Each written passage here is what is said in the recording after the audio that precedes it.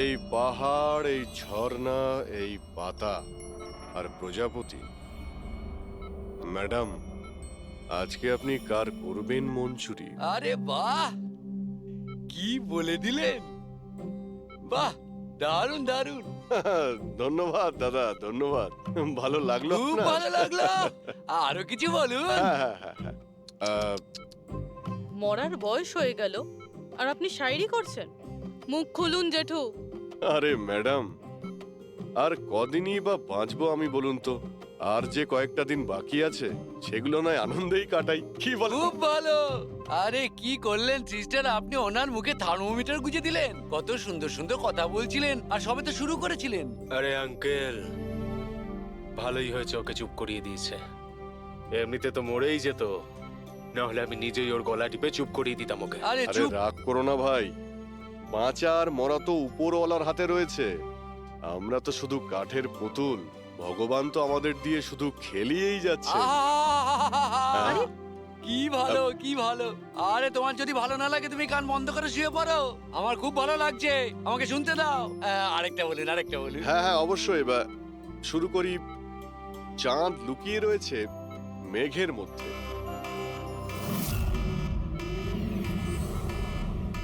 এই পালাও পালাও, তাড়াতাড়ি পালাও, তাড়াতাড়ি পালাও সবাই, হসপিটালে আগুন লেগে গেছে, তাড়াতাড়ি পালাও, তাড়াতাড়ি তাড়াতাড়ি।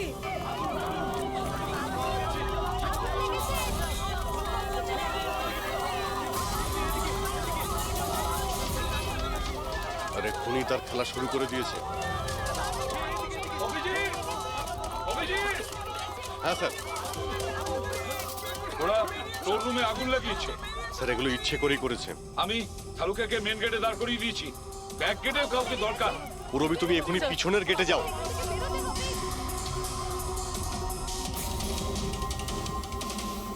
আর অভিজিৎ, হ্যাঁ স্যার। দয়ার খেয়াল রাখো, তার সঙ্গে থাকো।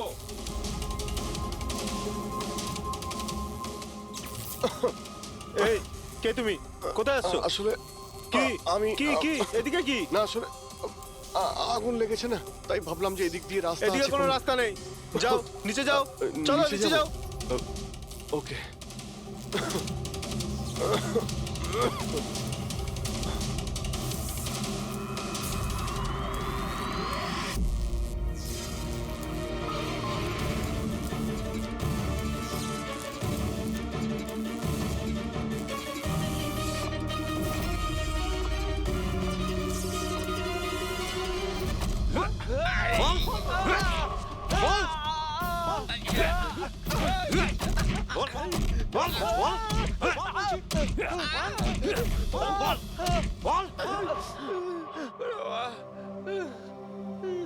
আমি তোমাদের দুজনকে আধ ঘন্টার সময় দিচ্ছি, তাই এই আধ ঘন্টার মধ্যে সম্পূর্ণ সত্যিটা তোমাদের মুখ থেকে শুনতে চাই। বলো, কে পাঠিয়েছে তোমাদের দয়াকে মারার জন্য? বলো। সাহেব, আধ ঘন্টা দিন বা পুরো দিন দিয়ে দিন, কিন্তু এখান থেকে কিচ্ছু বেরোবে না। কিন্তু ওকে মারার জন্য তো আমাদের বলা হয়েছিল। এমনটা নয় তো, এদেরও দয়াকে মারার জন্য টাকা দেওয়া হয়েছে। আমরা আমাদের বাকি টাকাটা পেয়ে যাব তো? মনে হচ্ছে কোনো ষড়যন্ত্র। খোঁজ নিতে হবে। তাহলে কি বলছিস কাঁকড়া? আমাদের আসল উদ্দেশ্যটা তাহলে এবার বলে দেওয়া যাক জেলার সাহেবকে। এই মাথা খারাপ হয়ে গেছে নাকি তোর? জেলারকে যদি বলে দিই তাহলে পুরো প্ল্যানই ফেল হয়ে যাবে। আচ্ছা, তাহলে হিতেন আর আকাশের মৃত্যু তো এবার শুধু সময়ের অপেক্ষা, আর বাঁচবে না। দাঁড়া, আরে বাবা রে। তোমরা কারা? আমাদের মারবি? তোরা জানিস আমরা কে আর কি করতে পারি?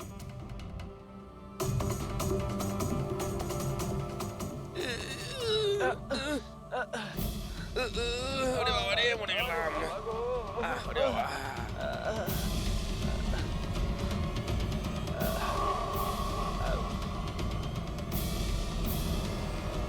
তোর নাম আকাশ আর তুই হিতেন। তোমরা দুজনে একেবারে অকম্মার ঠেকি। একটা ছোট কাজও তোমাদের দ্বারা হয় না, আর তাই আমাদের আসতে হলো, বুঝেছ? এবার আমরা দুজন করব তোমাদের দুজনের কাজ। এই যে ছড়িয়ে 56 করেছো না, সব আমাদের ঠিক করতে কিন্তু হবে। আমাদের তো দয়াকে মেরে ফেলার জন্য বলা হয়নি, শুধু আঘাত করতে বলা হয়েছিল। এই চুপ কর, পাগল নাকি? কি বলছিস কি? হ্যাঁ আরে সত্যি তো বলছি। ওদের বলছিস কেন? আরে একই কাজ আমাদেরকেও দিয়েছে, এদেরকেও দিয়েছে। টাকা তো দিয়েছে। হ্যাঁ, আর যদি আমরা বাকি টাকাটা না পাই তাহলে? কি টাকা দেবে না? আমি কি ছেড়ে দেবো? কিন্তু এদের বলছিস কেন?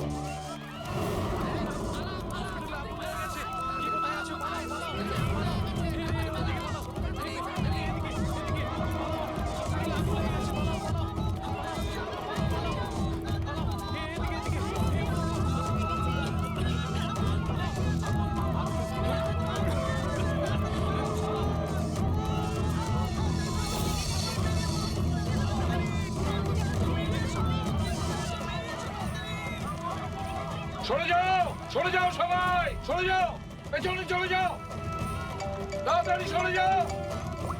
হ্যালো, হ্যাঁ পঙ্কজ, কি বললে তুমি?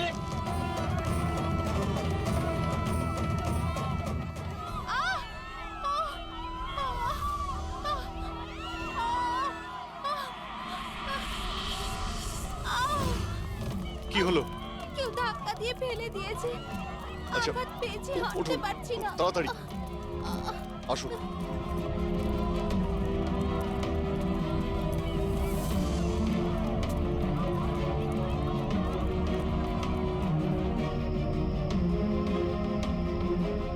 সারিকা, শোনো, একে দেখো তো, ওর পায়ে লেগেছে, ওকে বাইরে নিয়ে যাও। আসুন আসুন, আমার সাথে আসুন। অভিজিৎ, অভিজিৎ, তুমি এখানে কি করছো? দয়ার কাছে কে আছে? স্যার, একজন মহিলা লেগেছিল, ওনাকে আমি নিয়ে আসছিলাম। দয়ার কাছে একজন গার্ড আছে কিন্তু স্যার। অভিজিৎ, পঙ্কজ এক্ষুনি ফোন করে বললো আমাকে দয়ার উপর যে হামলা করবে সে বাইরে থেকে আসবে না, আগে থেকেই হসপিটালে আছে।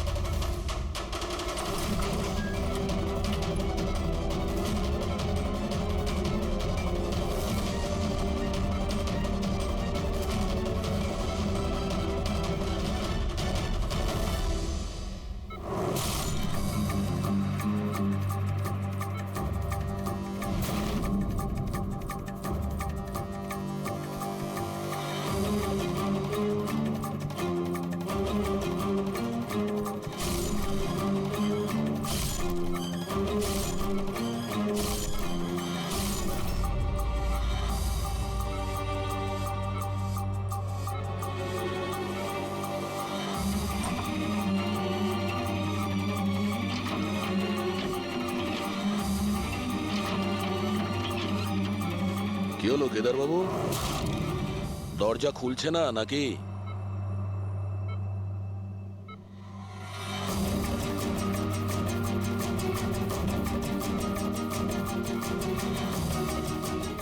তুমি ছুরিটা খুব ভালো চালাও, কিন্তু আফসোস এই শিল্পটা আজ কাজে লাগলো না।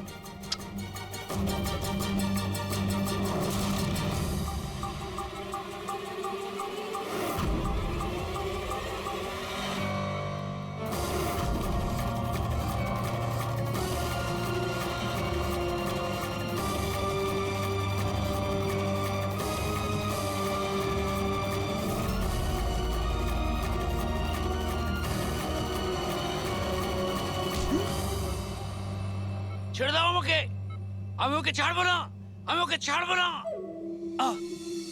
কবিতার শেষ গল্প শুরু। দয়াকে কেন মারতে চাইছিলি? কারণ ও আমার বউ আর আমার মেয়েকে মেরেছে। আমার বউ আর আমার মেয়ে আত্মহত্যা করেছে। ও যদি আমাকে জেলে না পাঠাতো তাহলে ওরা কিছুতেই এটা করতো না। অপরাধ করলে শাস্তি তো পেতেই হবে, তাই না? অনেক বড় প্ল্যানিং করেছিলি না তুই? বাচ্চাটাকে কিডন্যাপ করালি, কন্টেনার ইয়ার্ডে গুলি চালালি, আর দয়াকে ফাঁসানোর জন্য গুলিটাও চেঞ্জ করে দিয়েছিলি।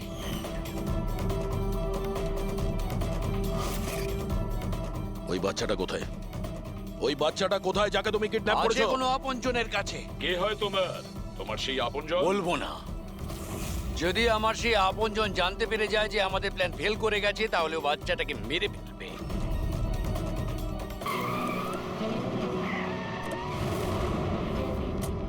অভিজিৎ, গত 1 মাস ধরে মিলির ফোন এই স্পটেই দেখা যাচ্ছে। বাচ্চাটাকে এখানেই কোথাও লুকিয়ে রাখা হয়েছে। স্যার, এই মিলি আবার ওই কেদারের কোনো আপনজন নয় তো, যার ব্যাপারে ও আমাদের বলছিল? হতে পারে ফ্রেডি। ওনাদেরকে বলো গাড়ি থেকে বাইরে না বেরোয়। আপনারা প্লিজ গাড়িতেই বসুন, প্লিজ। কিন্তু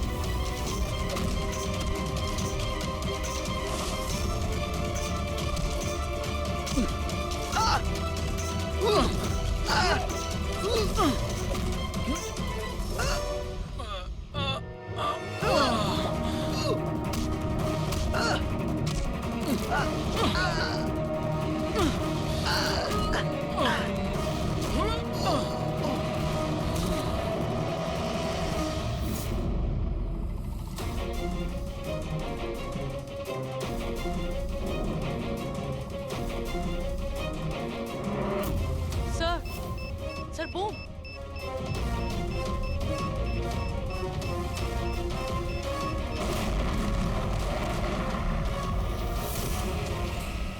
মিলি দাঁড়াও! মিলি পালাবে না! বাচ্চাটাকে,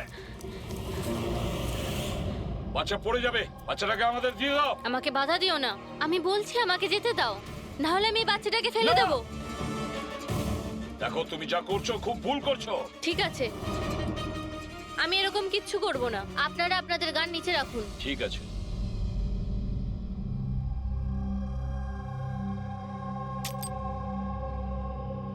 এবার ওই গানটা আমার দিকে দিন। তুমিও।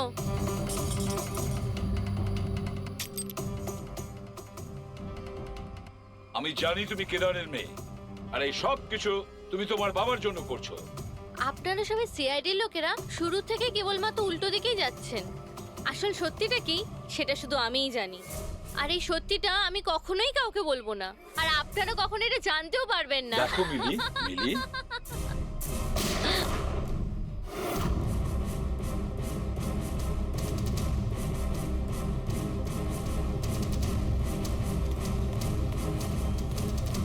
আমার মেয়ে, আমার এটা মেয়ে। কি করলে তুমি? ওকে গুলি করলে? এ আমার মেয়েকে মেরে ফেলতো, আমি কি আর করতাম? আরে পায়ে গুলি করতে পারতে। শুধু ওই ছিল যে দয়াকে নিরপরাধ প্রমাণ করতে পারতো, আর তুমি ওকে মেরে ফেললে। শুধুমাত্র এই নয় স্যার, আরো একজন মানুষ আছে যে আমাকে নিরপরাধ প্রমাণ করতে পারে। সে কে দয়া? স্যার অঙ্কুশ নাম তার। অঙ্কুশ? অঙ্কুশের নাম শুনেই তোমার কপাল দিয়ে ঘাম ঝরে পড়লো? না, আসলে গরম তো খুব, তাই। গরমের জন্য না, অঙ্কুশ নামটা শোনার পরে গরম লেগে গেল। কি উল্টোপাল্টা বলছেন আপনি? অঙ্কুশ ওরফে জিগর, আর তুমি কেদারের ছেলে। হোয়াট? এই পুরো খেলাটা তুমি খেলেছো। অঙ্কুশ ওরফে জিগার, পুরো খেলাটা তোমার ছিল, ওটা মিলির ছিল না। হ্যাঁ, এই পুরো খেলাটা আমিই তৈরি করেছি। আমি দয়াকে অ্যারেস্ট করব।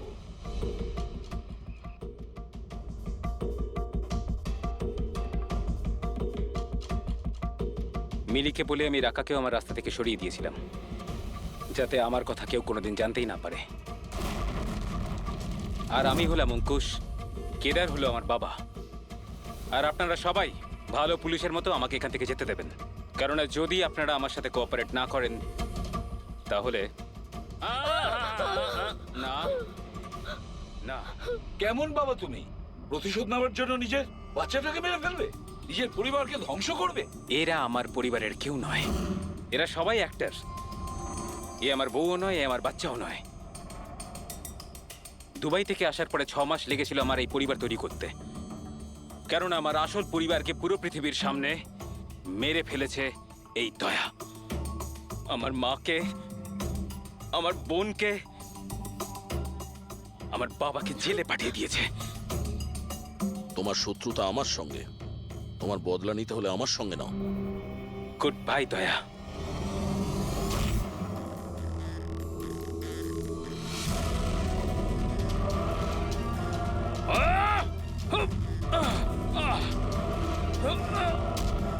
নাও অভিজিৎ, ছেড়ে দাও ওকে।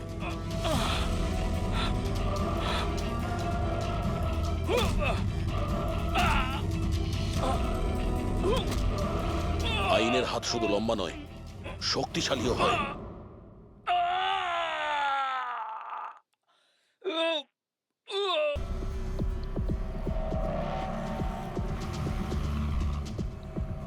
স্যার, আপনি কি খুঁজছেন স্যার? দয়াকে বাঁচানোর সূত্র।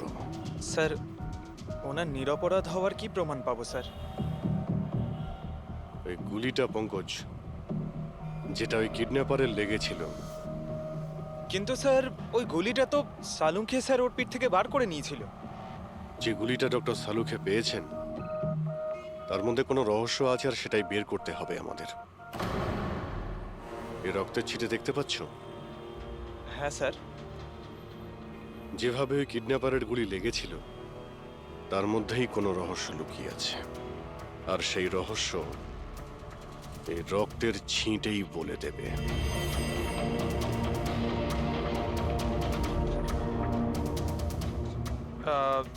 স্যার, রক্তের ফোঁটা কি করে স্যার?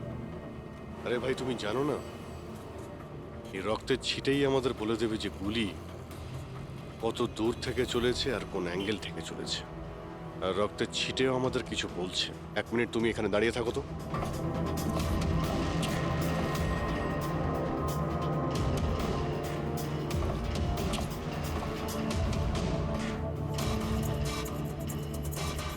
পঙ্কজ, তুমি একটু নিচু হও তো।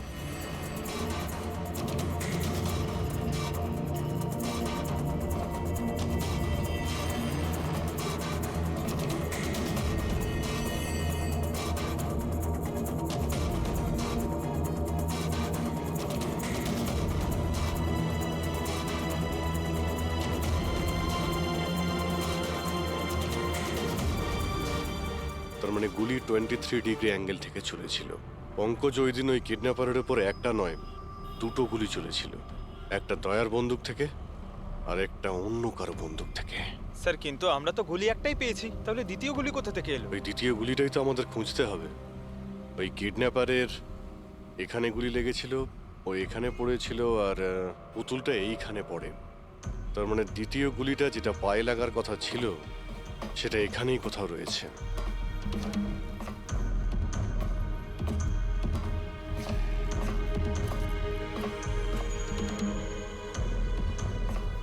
পঙ্কজ, তুমি একটা কাজ করো, আমি ওই দ্বিতীয় গুলিটা খুঁজছি, ততক্ষণ তুমি খোঁজ নিয়ে দেখো যে ওই দিন যে গুলিটা চলেছিল, সেদিন এই কন্টেনার ইয়ার্ডে কেউ এসেছিল। ঠিক আছে স্যার।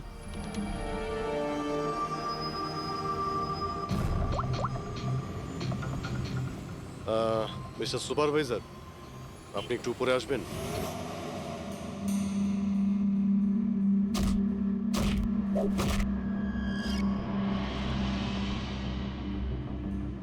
এটাকে হোল্ড কর। এইভাবে মারতে হয় পাঁচ। বেরো। নমস্কার। নমস্কার। হ্যাঁ, তো বলুন, বলুন কি কাজ? কিছু জানার ছিল। যদি না দিই? কিভাবে আদায় করতে হয় আমরা জানি সেটা।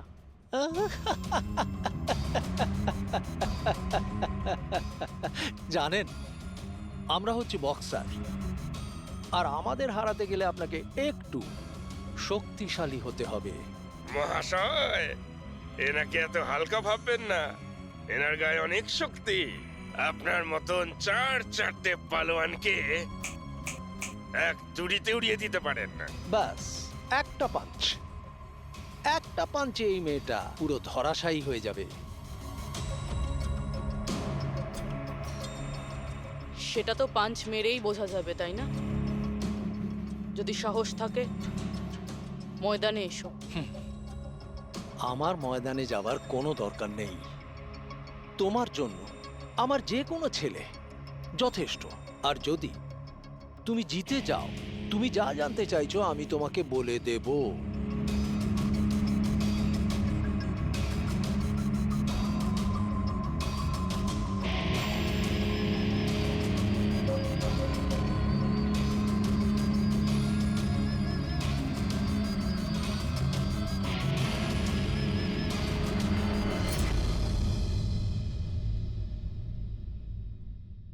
এর সাথে ফাইট করব।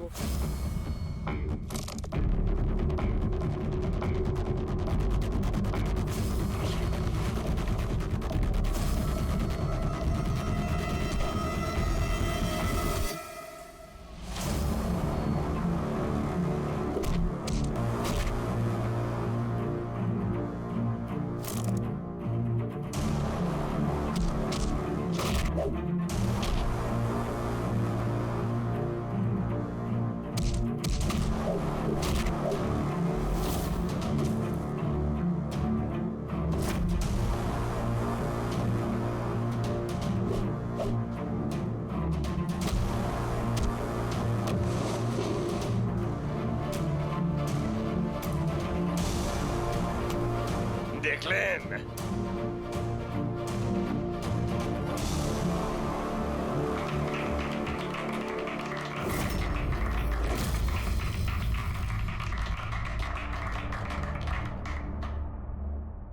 খুব ভালো ফাইট করতে পারো।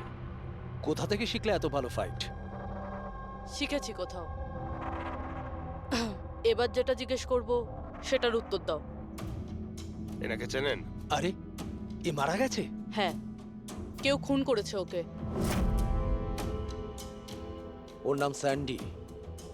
আমি ওকে ট্রেনিং দিয়েছিলাম। এই স্যান্ডির অ্যাড্রেস কিংবা ফোন নাম্বার তো হবে।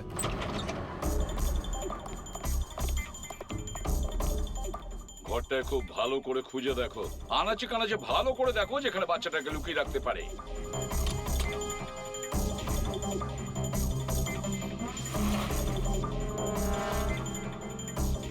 স্যার, হ্যাঁ পুরবি।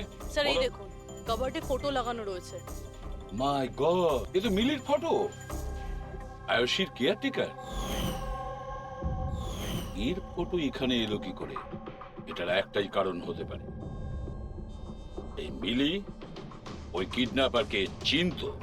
হ্যাঁ স্যার, আর আমাদের সামনে এমন নাটক করছিল যেন বাচ্চা হারিয়ে যাওয়ায় সব থেকে বেশি দুঃখ ওরই হচ্ছে। আয়ুষী, ওই মিলির সঙ্গে দেখা করতে হবে। হয়তো ওর কাছেই আয়ুষীর ব্যাপারে সব জানা যাবে।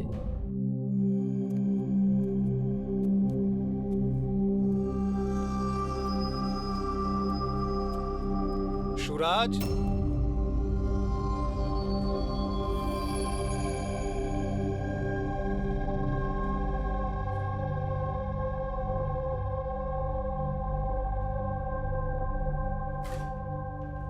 সুরাজ,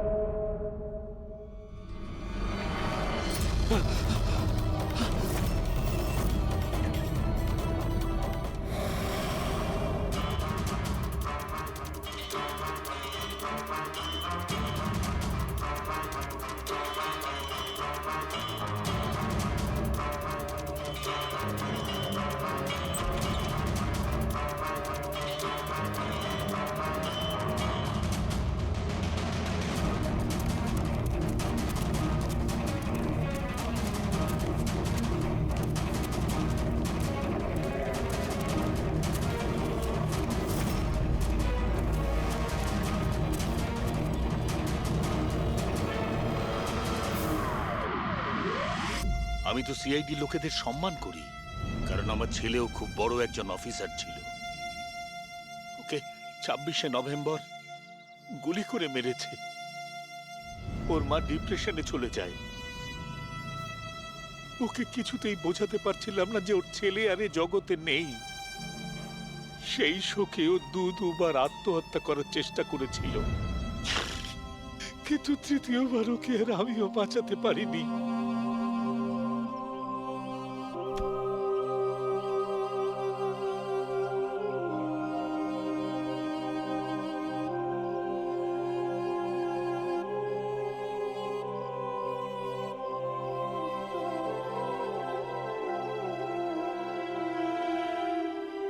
বেচারা সুরাজ বেকার বেকার মরে গেল এর চক্করে।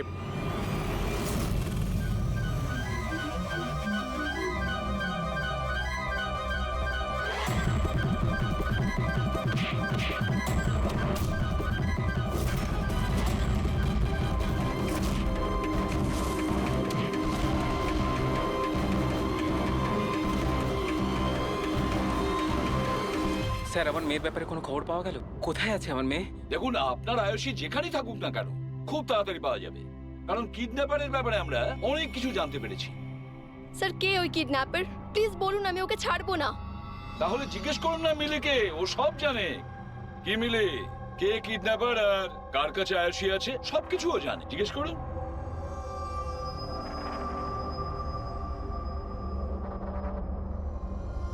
স্যান্ডিকে তো চেনো তুমি।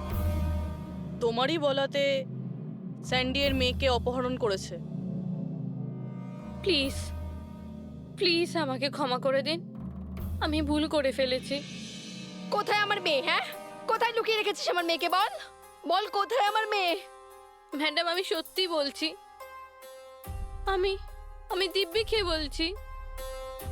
আমি তো শুধুমাত্র স্যান্ডিকেই চিনি। আপনার মেয়েকে কিডন্যাপ করাতে আমার কোনো রকমের হাত নেই, আমি সত্যি বলছি। মিলি দেবী, আপনার কি মনে হয় আমরা সিআইডির লোকেরা ঘাসে মুখ দিয়ে চলি?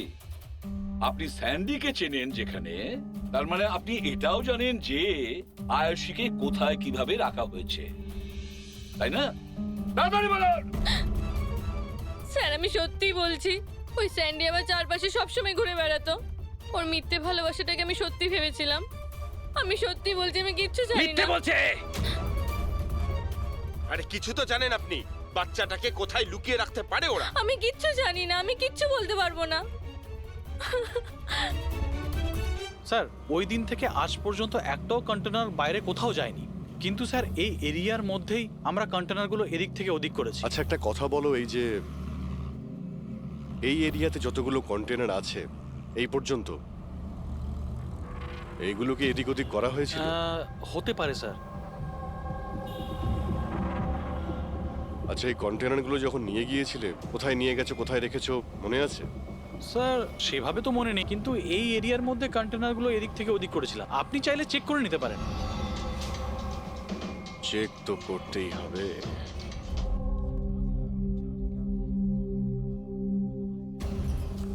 এ হলো রেডিও, জেলের সমস্ত খবরের কাছে আছে।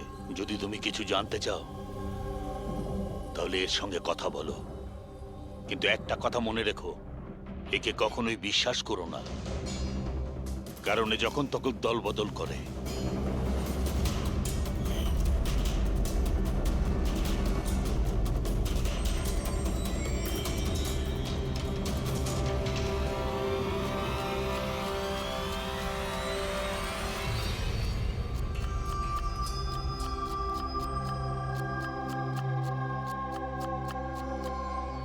কোনো সাহায্য করব ভাই? পেঁয়াজ কাটো। কাটতে পারো তো নাকি?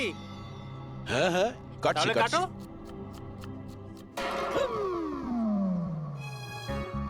আচ্ছা, শরীরটা তো তোমার খুব সলিড। জিম টিম করো নাকি? হ্যাঁ হ্যাঁ, আগে তো জিমে যেতাম, কিন্তু এখন আর যাওয়া হয় না। ভালো হয়েছে ছেড়ে দিয়েছো। নাম কি তোমার? আমার নাম হলো রেডিও। রেডিও? এটা কিরকম নাম? আমি খুব বকবক করি না, তাই সবাই আমাকে আদর করে রেডিও ডাকে। ও, পুরো জেলে ছোট বড় সমস্ত খবর আছে আমার কাছে। মানে সব মিলিয়ে তুমি জেলের খোঁচড়। হ্যাঁ। আচ্ছা খোঁচড় বাবু, এটা বলো যে সুরজকে কে মেরেছে?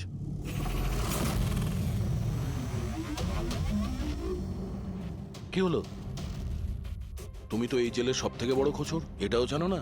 হ্যাঁ, রেডিও নাম আমার। হাহ। চলো এটা বলো যে প্রমোদকে কে মেরেছে? জানো না?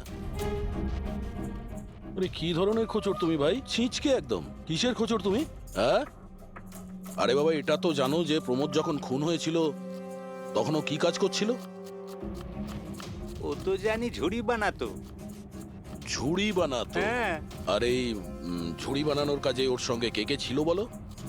বলরাজ, সানি, সুরজ আর কল্পেশ। সুরজও ছিল? হ্যাঁ। এই সানি, কল্পেশ আর বলরাজ এই সময় জেলে কি কাজ করছে? এই লোকগুলো ওই যে ফার্নিচার তার কারখানায় কাজ করে। হ্যাঁ, তুমি কি ওদের সাথে দেখা করবে?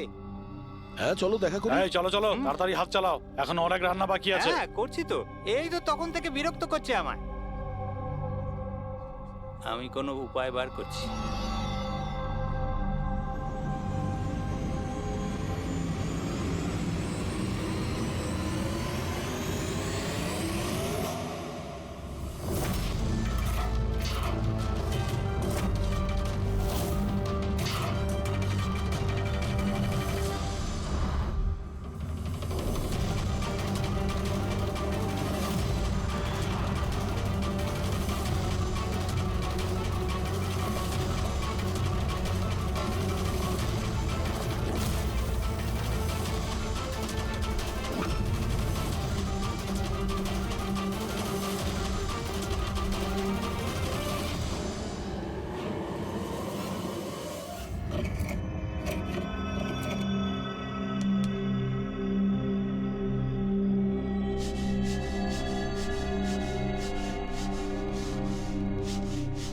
কিছু জানতে পারলে কে মেরেছে সুরজ আর প্রমোদকে? তোমার জিজ্ঞাসা করার ধরন দেখে তো মনে হচ্ছে তুমি জানো কে সে, যে ওদের দুজনকে মেরেছে। হ্যাঁ। কারা ওরা? হিতেন আর আকাশ।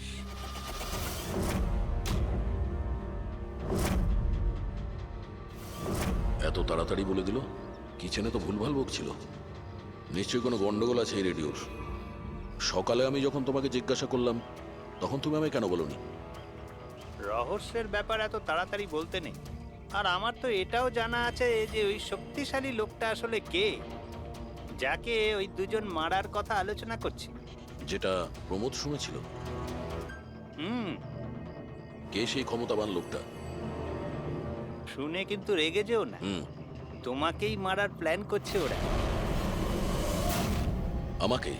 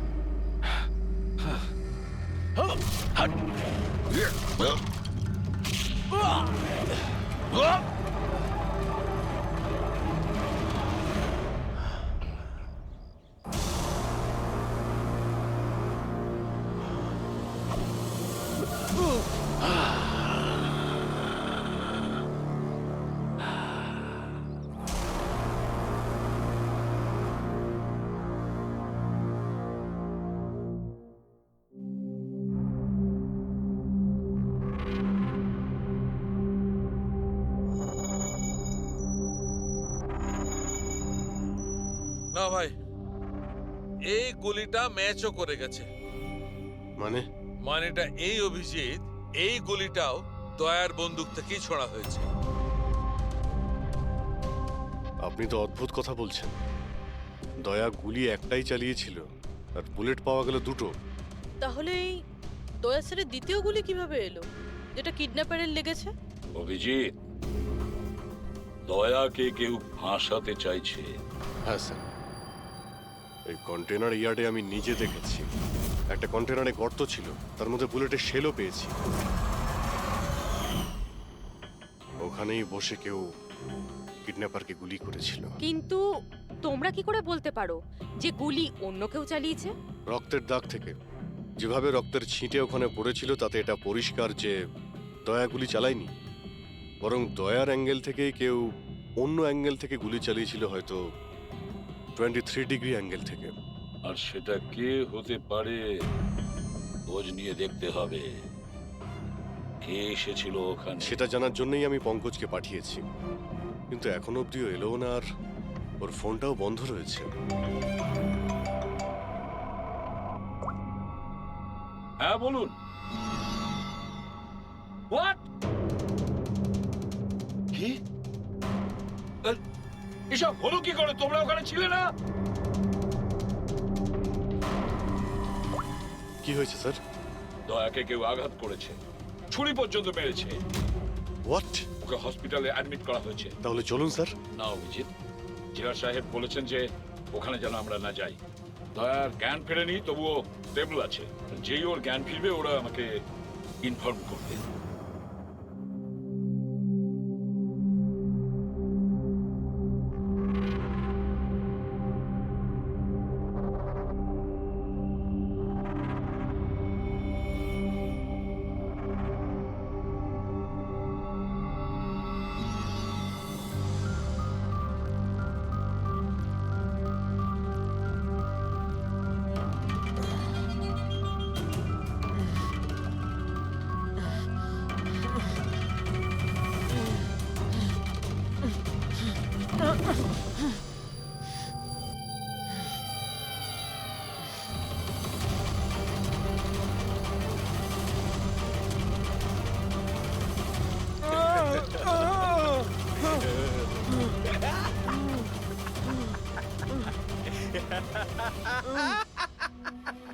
যত হাসার হাস, তোর আর বেশি দিন বাকি নেই।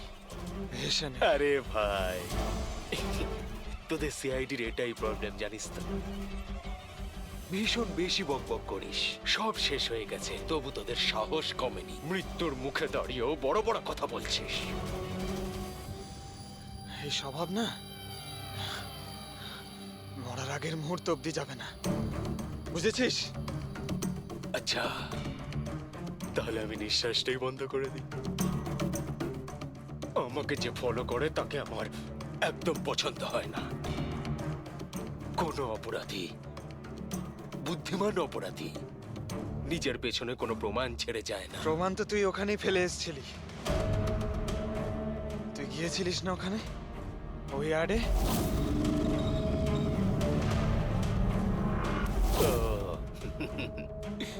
তাহলে তোরা কান ধরতে গিয়ে মাথা পর্যন্ত পৌঁছে গেছিস। মিস্টেক, অনেক বড় মিস্টেক।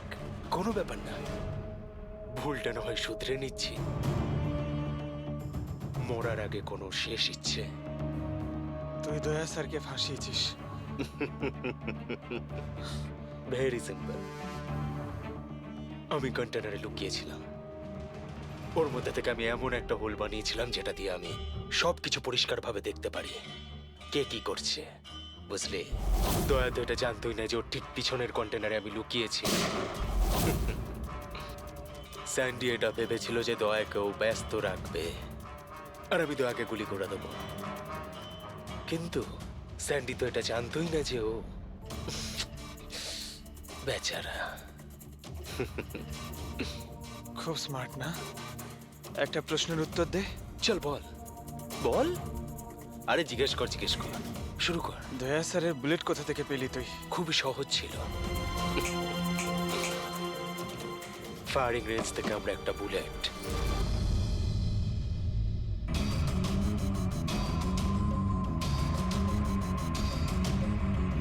একই আমার পার্টনার আমার সাথে বিশ্বাসঘাতকতা করলো। স্যার, দয়া স্যার কেমন আছেন? এখন দয়া ঠিক আছে, চিন্তার কোনো কারণ নেই। দেখো অভিজিৎ, খুব বড় প্ল্যানিং করেছিল ওরা। দয়াকে ফাঁসানোর জন্য? হ্যাঁ স্যার, আর এই কিডন্যাপিংটা ওই প্ল্যানেরই একটা পার্ট। আর ওরা স্যান্ডিকেও ডাবল ক্রস করেছে। ওকে বলেছিল দয়াকে মারতে, আর ওকেই মেরে দিয়েছে।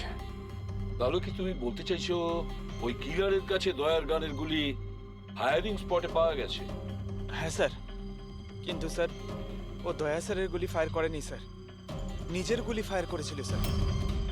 সেটাই তো বুঝতে পারছি না, ওই গুলি দয়ার গান থেকে চলেনি, তাহলে দয়ার গুলি ওই লাশের গায়ে ঢুকলো কি করে? স্যার, গুলি চেঞ্জ করা হয়েছে। কিডন্যাপারের গায়ে যে গুলি ছিল সেটাকে বের করে সেই জায়গাতে দয়ার গুলি রেখে দেয়। কিন্তু স্যার, লাশটা তো কন্টেনার ইয়ার্ড থেকে সোজা ফরেনসিক ল্যাবেই এসেছিল। তাহলে গুলি বদল হলো কখন এবং কোথায়?